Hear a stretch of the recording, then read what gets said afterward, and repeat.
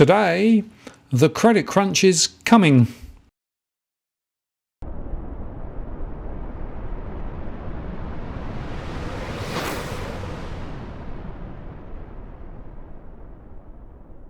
Hi again, it's Martin North from Digital Finance Analytics. Welcome to this post covering finance and property news with a distinctively Australian flavour.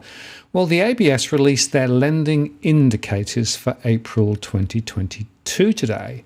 This release is about new borrower-accepted finance commitments for housing, personal and business loans. Housing finance in April 2022, in seasonally adjusted terms, fell 6.4% to $31 billion. That followed a rise of 2.1% in March. And for owner-occupied housing, it fell 7.3% to $19.9 billion. That's the largest fall since May 2020. And for investment housing, it fell 4.8% to $11.1 billion after 9 consecutive months of growth since June 2021. So these were the largest falls monthly since May 2020, and lenders attributed the falls to a softening housing market, as well as the close proximity of Easter and Anzac Day public holidays, which softened borrower demand and limited loan processing more than would usually occur in the month of April, the ABS said. Commenting on the fall in new lending activity, Canstar Group executive Steve Mickenbecker said the fall in home lending in April was surprisingly high and revealed a softening property market even before the Reserve Bank cash rate increase in May. The downturn was felt by owner-occupiers, first home buyers and investors. The federal election and the disruption of the Easter and Anzac Day public holidays falling on consecutive weekends are likely to amplify the usual seasonal April demand adjustment, and loan processing would have been challenged. If just the exception of interest rate increases contributed to dampening demand for new lending in April, we could see a more dramatic adjustment of buying intentions in May, he said. So in April 2022, in seasonally adjusted terms, the value of external refinancing for total housing fell 2.6%, but it was still 19.2% higher compared to a year ago. And for owner-occupied housing, it fell 0.2%, but that was still 23.6% higher compared to a year ago. And for investor housing, it fell 7.3%, but again, that was 10.8% higher compared to a year ago. And again, in April 2022, in season-adjusted terms, for owner-occupier housing, the value of new loan commitments for the purchase of existing dwellings fell 7.2% and was 6.5% lower compared to a year ago, while for the purchase of new dwellings it fell 12.8% and it was 29.5% lower compared to a year ago.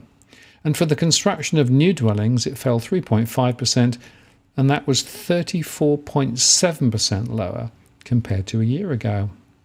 Now across the states, in April 2022, in season-adjusted terms, owner-occupier housing, the value of new loan commitments in New South Wales fell 12.6%. In Victoria, it fell 9.7%. In Queensland, it fell 2.4%. In Western Australia, it fell 3.6%. In the ACT, it fell 6.9%. In South Australia, it fell 1.2%. And in the Northern Territory, it fell 5.3%. While in Tasmania, it still rose. It rose 5.7%. And in seasonally adjusted terms for investor housing, the value of new loan commitments in April in Queensland fell 17.2%. In New South Wales, it fell 8.3%. In Victoria, it fell 5.3%. In Western Australia, it fell 3.2%. In Tasmania, it fell 14.8%. In South Australia, it fell 1.1%. In the Northern Territory, it fell 2.2%, while in the ACT, it rose 4.3%. And some further insights here. In April 2022, in original terms, the value of new variable rate loan commitments funded in the month fell 5%, while the value of new variable rate loan commitments for first-time buyers funded in the month rose 5.4%. The value of new fixed rate commitments funded in the month fell 32%, and the value of new fixed rate home commitments to first home buyers funded in the month fell 20.6%. Not surprisingly, given the change of rates on the fixed side of the fence, most people have gone variable more recently. In April 2022, in original terms, the average loan sizes for owner-occupied dwellings, which includes construction and the purchase of new and existing dwellings, rose 1.9% at the national level from $600,000 to $611,000. And average loan sizes have in general continued to increase despite a recent moderation in owner-occupied lending activity.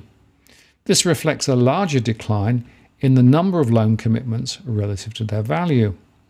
And average values rose in New South Wales, in Western Australia, in Queensland, in Victoria and South Australia, but fell in Tasmania. Turning to first-time buyers, in April 2022, again in season-adjusted terms, owner-occupied first home buyers, the number of new loan commitments fell 4.4% at the national level and is 34.3% lower compared to a year ago when, of course, home builder and other incentives were full bore. In Victoria, it fell 10.1%. In New South Wales, it fell 11.4%. In Western Australia, it fell 3.4%. In Tasmania, it fell 8.4%. In the Northern Territory, it fell 12.9%. In the ACT, it fell 1.1%. And in South Australia, it fell 0.3%, while in Queensland, it rose 5.1%. Now, interestingly, previously the ABS had published a first home buyer ratio, which was the ratio of owner-occupied first home buyer loan commitments to all owner-occupied loan commitments. And you can see there how those ratios work from this table. The first ratio is the ratio of first home buyer loan commitments to total dwelling commitments, excluding refinance. That's similar to the ratio published prior to 2019. Loan commitments for dwellings is the sum of loan commitments for construction of dwellings, newly erected dwellings, and existing dwellings. The second ratio, which they've just introduced, is the ratio of new home buyer loan commitments to total housing loan commitments, excluding refinance. This ratio uses the new key statistic, total housing loan commitments. Total housing loan commitments is the sum of loan commitments for dwellings and loan commitments for purchases of residential land and alterations and additions. First home buyer ratios should be used with caution, of course, because the direction of movements in the ratio is often not indicative of the direction of movement in the number of first home buyers. First home buyer ratios are no longer routinely published by the ABS in the time series spreadsheet. Now, turning to personal finance in April 2022, again in season-adjusted terms, the value of new loan commitments for total fixed personal finance fell 3.7%. For personal investment, it fell 20.6%. And for the purchase of road vehicles, it fell 6.7%. And looking at business finance in April 2022, in season-adjusted terms, the value of new loan commitments for total construction finance fell 8.5%. That was after a rise of 27.4% in the previous month. And for the purchase of property, it fell 4.7%. That's the third consecutive month of falls. Now, of course, the HIA economists spun the news. They said the number of loans issued for the construction or purchase of new homes continues to remain above its pre-pandemic levels. That's according to their economist, Tom Devitt. The ABS released the lending to households and business data for April 2022 today. The data provides statistics on home finance commitments. While loans for new homes declined by 5.9% in April 2022, this still leaves the month up by 10.7% on its 2019 counterpart. Lending for the last 3 months is also up by 15.2% compared to 2019, added Mr. Devitt. Lending to all segments of the market, first home buyers, other owner-occupiers and investors, remains well above their pre-pandemic levels. Lending for renovations in particular is sitting at almost 3 times pre-pandemic levels. And at the end of 2021, there were 75.7% more detached homes under construction than pre-COVID, and there were also more homes approved and waiting commencement than any previous cycle. So together, they say, with similar new home building and renovation booms in other developed economies, This has placed significant demands on the international supply of building materials, along with local supplies of land and labour.